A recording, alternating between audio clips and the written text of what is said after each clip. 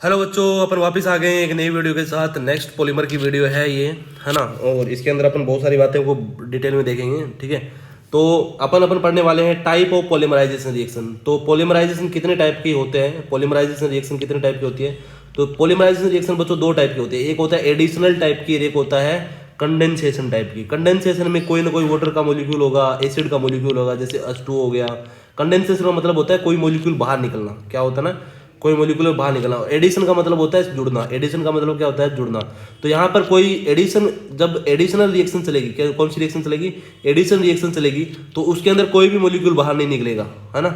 इसके अंदर केवल और केवल क्या होंगे, आपस में जुड़ जाएंगे, मोलिक्यूल बाहर नहीं निकलेगा, मोलिकुलर वेट में कोई फर्क है नहीं आएगा। पर कंडेंसेशन के अंदर क्या होगा, दो मोनोमर जुड़ेंगे ना, तो दो मोनोमर जुड़ेंगे तो आपस में कोई ना कोई वाटर का मोलिक्यूल निकालेंगे, या फिर जैसे कि अपन बात करें, जब भी कोई कार्बोक्सिलिक एसिड, है ना, ये है, जब इसके साथ बॉन्ड बनाता है, किसके साथ, कार्बोक्सिलिक एसिड जब बॉन्ड बनाता है किसके साथ है, एल्कोहल के साथ, एल्कोहल के साथ, ठीक है ना। तो यहाँ पर वाटर का मॉलिक्यूल निकलता है ना, तो यहाँ पर ये कंडेंसेशन रिएक्शन होती है। कौन सी रिएक्शन होती है, कंडेंसेशन रिएक्शन होती है। जैसे वाटर का मॉलिक्यूल निकल गया, रेस्टर बॉन्ड बन गया। समझ रहे हो मेरी बात को। इसका मतलब ये समझ लो अच्छे से कि वास्तव में कंडेंसेशन का मतलब होता है कोई ना कोई मॉलिक्यूल बाहर निकलना, ठीक है ना। और एडिशनल मॉलिक्यूल में क्या होता है, जैसे कि पॉलीथीन, पॉलीथीन में क्या होता है, CH2 डबल बॉन्ड CH2 होता है बच्चों, ठीक है ना। ये आपस में N मॉलिक्यूल होंगे, इसके आपस में जुड़ जाएंगे, तो CH2, है ना, सिंगल बॉन्ड CH2, है ना। फिर आगे वाला CH2 और CH2 ऐसे जुड़ते जाएंगे। समझ रहे हैं मेरी बात को। तो क्या होगा, कुल मिला के पॉलीमर के अंदर एडिशनल कॉम्प्लेक्स के अंदर ना एडिशनल रिएक्शन होती है। एडिशनल रिएक्शन के अंदर कोई भी मॉलिक्यूल बाहर है, रिलीज है नहीं होता है, ठीक है ना। इसे बोला जाता है चेन ग्रोथ पॉलीमराइजेशन। इसे क्या बोला जाता है, चेन ग्रोथ पॉलीमराइजेशन, है ना। और कंडेंसेशन को बोला जाता है स्टेप ग्रोथ पॉलीमराइजेशन, ठीक है ना। यहाँ पर चेन की ग्रोथ होगी और यहाँ पर स्टेप की ग्रोथ होगी। यहाँ पर क्या होगी, अलग अलग स्टेप बनेगी। तो यहाँ पर कंडेंसेशन और एडिशनल और कंडेंसेशन रिएक्शन हो गई। पहले अपन बात करेंगे एडिशनल रिएक्शन की और उसके एग्जांपल की, बहुत सारों की, फिर कंडेंसेशन की और उसके एग्जांपल, और इसी के साथ चैप्टर मैक्सिमम खत्म हो जाएगा बच्चों। इसके बाद में रबर बाकी रहेगा, दो चार चीजें बाकी रहेगी, वो अपन निपटा के चैप्टर को खत्म करते हैं। तो एडिशनल अभी पढ़ते हैं एडिशनल रिएक्शन, ठीक है ना। एडिशनल या फिर चेन ग्रोथ है पॉलीमराइजेशन। तो यहाँ पर क्या होगा, मोनोमर यूज होगा ना, यहाँ पर जो मोनोमर यूज होगा ना बच्चों, यहाँ पर जो मोनोमर होगा वो अनसेचुरेटेड रहेगा। तो याद रखना, एडिशन या चेन ग्रोथ पॉलीमराइजेशन के अंदर जो यूज होने वाला मोनोमर है वो क्या रहने वाला है, मोनोमर है जो यूज होगा वास्तव में वो क्या रहने वाला है, अनसेचुरेटेड कंपाउंड रहने वाला है। जैसे कि एल्कीन, जैसे कि एल्काडाइन, है ना, और उसके डेरिवेटिव्स, है ना। एल्कीन हो गया, एल्काडाइन हो गया और उसके डेरिवेटिव जो मोनोमर की तरह यूज करेंगे कौन सी रिएक्शन में, एडिशन रिएक्शन के अंदर, है ना। जिससे क्या होगा, increase in chain length, chain की लेंथ इंक्रीज होगी। इसे बोला जाता है चेन ग्रोथ है पॉलीमराइजेशन, है ना। तो यहाँ पर chain growth can take place through the formation of either free radical and ionic species. तो यहाँ पर जो पॉलीमराइजेशन रिएक्शन रहेगी या एडिशन रिएक्शन रहेगी, है ना, चेन ग्रोथ पॉलीमराइजेशन रहेगा, उसके अंदर या तो फ्री रेडिकल से जाएगी रिएक्शन या जाएगी आयनिक स्पीसीज से, है ना। फ्री रेडिकल एडिशन और chain growth polymerization is a most common mode. ये कोई भी पॉलीमर बनाने के लिए सबसे मोस्ट कॉमन मोड कौन सा होता है, फ्री रेडिकल एडिशन या चेन ग्रोथ पॉलीमराइजेशन सबसे कॉमन रहते हैं, ठीक है ना। अब ये होता कैसे है सर, ये कहानी तो आपने बता दी, होता कैसे है, तो सुनो अच्छे से। तो mechanism of the addition polymerization, mechanism of the addition polymerization, तो इसमें क्या होता है बच्चों, फ्री रेडिकल मैकेनिज्म रहती है। अपन फ्री रेडिकल मैकेनिज्म के बारे में बात करते हैं क्योंकि सबसे कॉमन कौन होती है, फ्री रेडिकल मैकेनिज्म होती है। अच्छा, होगा क्या, इसमें पार्टिसिपेट करेंगे एल्किन या फिर एल्किन के डेरिवेटिव, है ना। एल्किन होगा या फिर diene and their derivative, यहाँ पर डेफिनेशन में लिख रखा था, ये पार्टिसिपेट करेंगे। इसमें कैटलिस्ट डाला जाएगा, बेंजोइल पेरोक्साइड, है ना, एसिटल पेरोक्साइड, कोई एक दे लेंगे इसमें से, है ना, टर्सरी ब्यूटाइल पेरोक्साइड, यहाँ पर पेरोक्साइड डाला जाएगा। क्यों, तुम्हें पता है ना, फ्री रेडिकल रिएक्शन ज्यादातर किस में होती है, पेरोक्साइड बॉन्ड में होती है ना, किस में होती है, पेरोक्साइड बॉन्ड में होती है, ठीक है ना। तो यहाँ पर इन तीनों में से कोई भी पेरोक्साइड ले लेंगे जो रिएक्शन को क्या करेगा, कैटलाइज कर देगा, रिएक्शन को बहुत ज्यादा फास्ट कर देगा और पॉलीमर बन जाएगा। तो ये पूरा इसका थीम रहने वाली है ना। फॉर्मेशन ऑफ पॉलीथीन भी इसी एडिशनल पॉलीमराइजेशन रिएक्शन का एग्जांपल है, तो ये याद रख लेना। फॉर्मेशन ऑफ पॉलीथीन एक एडिशनल पॉलीमराइजेशन का एग्जांपल है, क्योंकि पॉलीथीन मतलब क्या होगा, इथीन का क्या रहने वाला है, इथीन का क्या रहने वाला है बच्चों, पॉलीमर रहने वाला है, तो इसे बोला जाता है पॉलीथीन, ठीक है ना, पॉलीथीन। समझ रहे बात को। तो पॉलीथीन बनाने की जो प्रोसेस होती है वो वास्तव में क्या होती है, एडिशनल पॉलीमराइजेशन रिएक्शन होती है। ये 3 स्टेप में जाएगी बच्चों। किस में जाएगी ये? एडिशनल पॉलीमराइजेशन रिएक्शन 3 स्टेप में जाएगी। पहला स्टेप में क्या करना पड़ेगा, जैसे वो गाड़ी स्टार्ट करते हैं तो उसको इनिशिएट करना पड़ेगा, फिर गाड़ी चलेगी और उसके बाद में गाड़ी रुक जाएगी। तो 3 स्टेप रहेगी। पहले गाड़ी चलेगी, है ना, तो उसको चाबी लगानी पड़ेगी। चाबी लगानी पड़ेगी मतलब इनिशिएशन करना पड़ेगा। क्या करना पड़ेगा बच्चों? इनिशिएशन करना पड़ेगा। उसके बाद में क्या होगा? प्रोग्रेशन होगा। उसके बाद में क्या होगा? लास्ट फाइनल स्टेप स्टॉप हो जाएगी। पॉलीमराइजेशन रिएक्शन क्या हो जाएगी? स्टॉप हो जाएगी।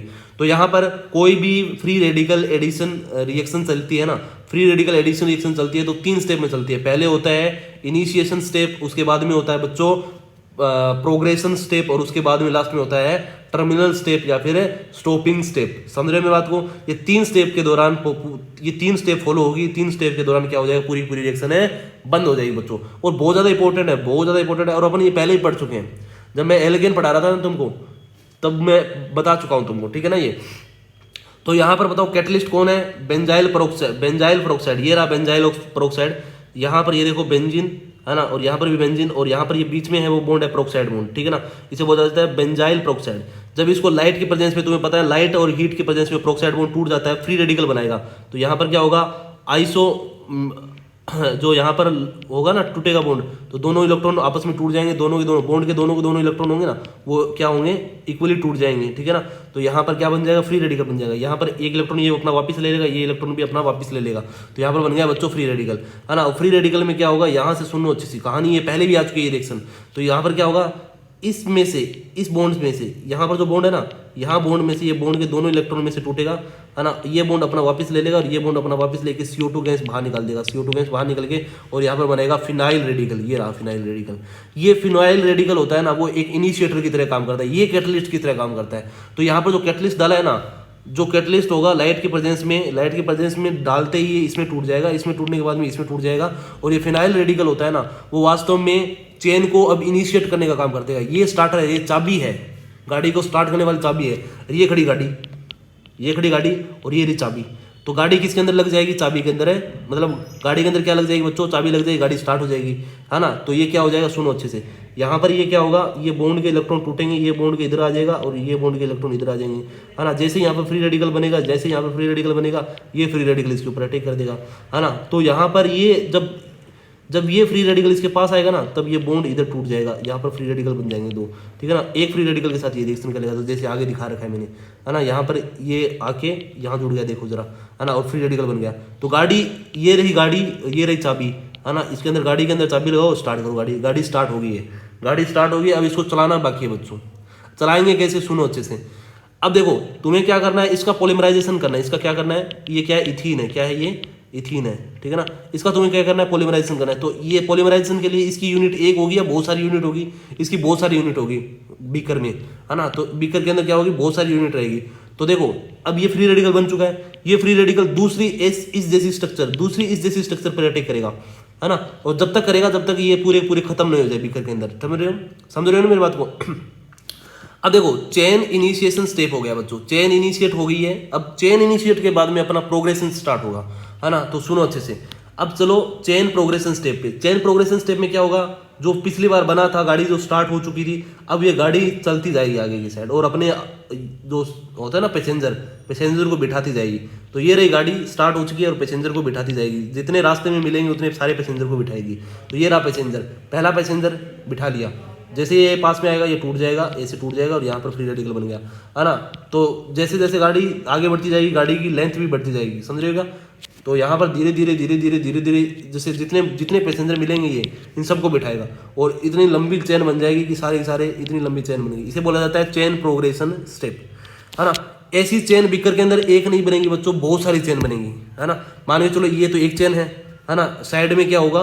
ऐसा तो है नहीं कि तुमने ये एक ही मॉलिक्यूल डाला है, ऐसे ये भी कई मॉलिक्यूल डालोगे तुम, है ना। तो जितने ज़्यादा मॉलिक्यूल डालोगे उतनी ज़्यादा चेन बनेगी, समझ रहे हो मेरी बात को। तो यहाँ पर ये एक चेन नहीं बनेगी, ऐसी बहुत सारी चेन बनेगी। तो लास्ट में क्या होगा तुम्हें पता है? जो लास्ट में क्या होगा? बहुत सारी चेन होगी। जैसे ये एक चेन थी, ये यहाँ लिख रखी है मैंने, है ना। इस जैसी दूसरी चेन है वो यहाँ लिख रखी है, ठीक है ना। ये आपस में ही क्या जुड़ जाएगी, लास्ट में कुछ बचेगा है नहीं, सारे पैसेंजर खत्म हो जाएंगे तो ये आपस में ही जुड़ जाएगी, समझ रहे हो क्या। इसे बोला जाता है चेन टर्मिनिंग स्टेप, ठीक है ना। तो ये लास्ट में चेन क्या हो जाएगी? अलग हो जाएगी। तो यहाँ पर देखो सारी की सारी आपस में जुड़ गई, तो ये है पॉलीथीन, है ना, ये है पॉलीथीन, ये है पॉलीथीन, ठीक है ना। पॉलीथीन में क्या होगा, CH2 ओके, बहुत सारे N मॉलिक्यूल रहेंगे, ये होगा पॉलीथीन।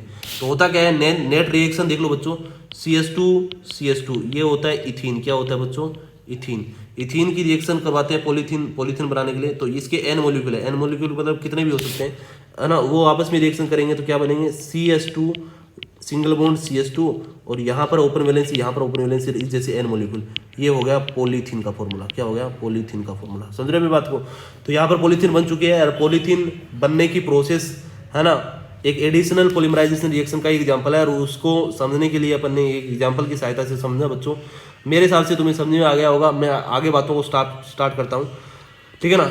अब देखो दो टाइप के पॉलीमर होते हैं, एक होता है होमोपॉलीमर, एक होता है कोपॉलीमर। होमोपॉलीमर के अंदर क्या होता है बच्चों, जो पॉलीमर के अंदर बनने वाली मोनोमर यूनिट होती है वो सिंगल यूनिट रहेगी, मतलब सिंगल यूनिट रहेगी, एक जैसी यूनिट रहेगी।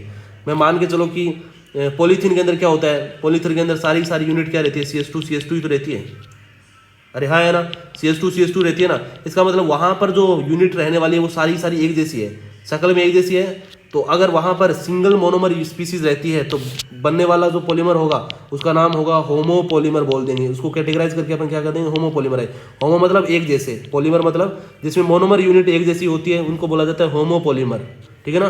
तो additional polymer formed by the polymerization of single monomer species, है ना, जैसे एग्जांपल हो गया पॉलीथीन का, वो लोग पॉलीथीन में एक जैसे ही मोनोमर होते हैं, है ना। एक होता है कोपॉलीमर में क्या होगा, टू डिफरेंट मोनोमर स्पीसीज रहेंगे, उसको बोला जाता है कोपॉलीमर।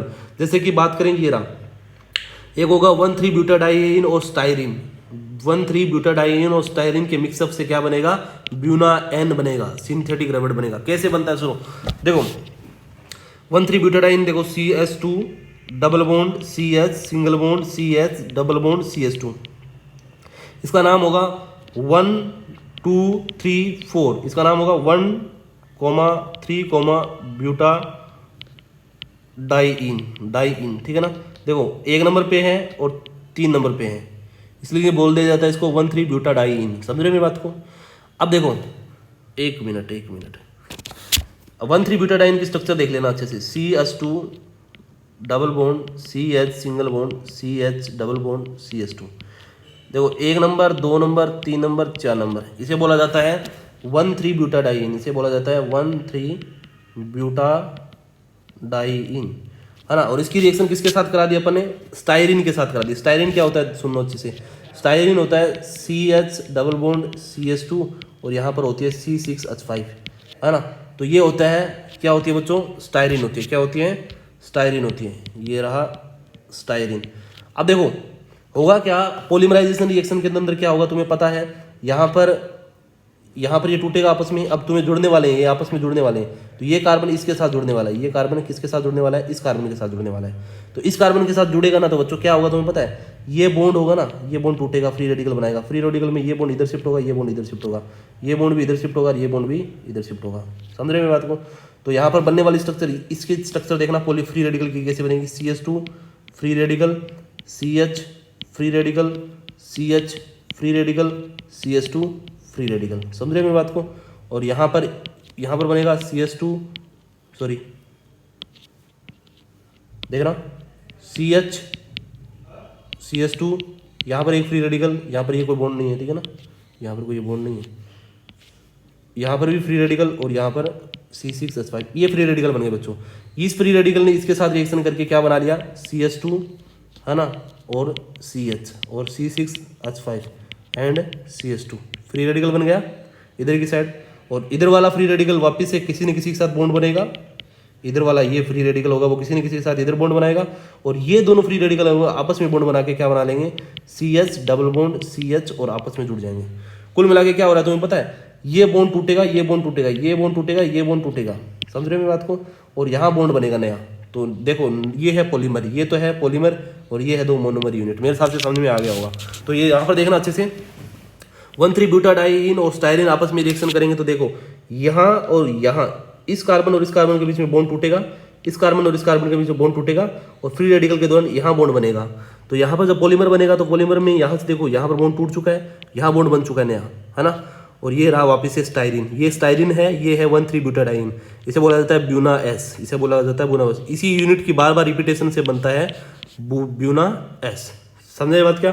ये हो गया कोपॉलीमराइजेशन, ठीक है। अब अपन बात करने वाले हैं एग्जाम्पल्स की। अभी के लिए बस इतना ही रखते हैं, बाकी बच्चों बातें करेंगे ब्रेक के बाद।